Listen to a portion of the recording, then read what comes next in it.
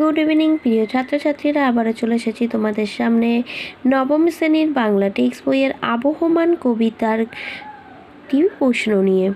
কবি নীরেন্দ্রনাথ চক্রবর্তী বারংবার যে কয়েকটি পংক্তির ব্যবহার করেছেন তার প্রাসঙ্গিকতা আলোচনা করো।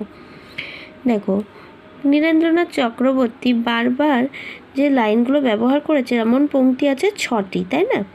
সেই পংক্তির প্রথমে, যা গিয়ে ওই উঠানে তোরা দাঁড়া, লাউ মাচার পাশে ছোট্ট একটি ফুল দুলছে, এটা ফুল দুলছে ফুল সন্ধ্যার বাতাসে। আবহমান কবিতাটি আসলে মানুষের তার উৎসের কাছে ফিরে যাওয়া চিরকালীন আকুলতার প্রকাশ। অর্থাৎ আমরা যারা গ্রাম বাংলার বুকে জন্মগ্রহণ করি, আমাদের বিভিন্ন কাজের প্রয়োজনে বা পড়াশুনোর প্রয়োজনে বলি, যে কোনো প্রয়োজনে আমাদের গ্রাম বাংলাকে ছেড়ে শহরে চলে আসতে হয়।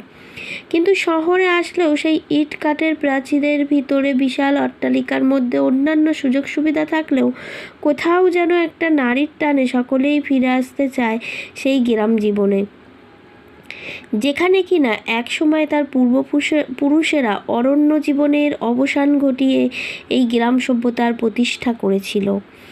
আর আজ শহরের ক্লান্তি আর অবসন্নতার অবসাদ ঘটাতে এই গ্রামই একমাত্র আশ্রয় হতে পারে।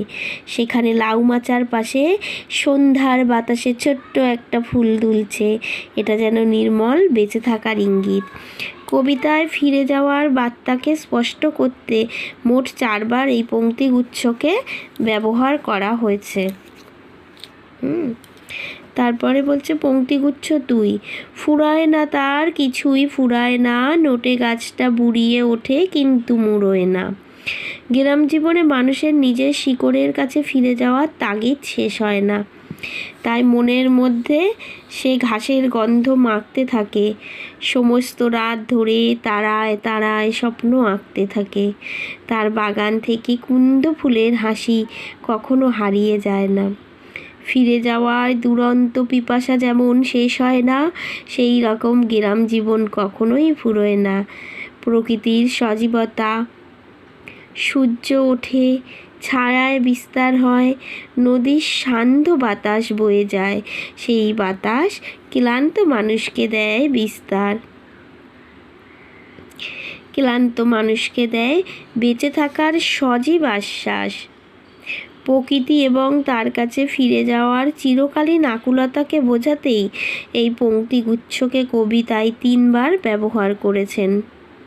এই উত্তরটা লিখতে হবে।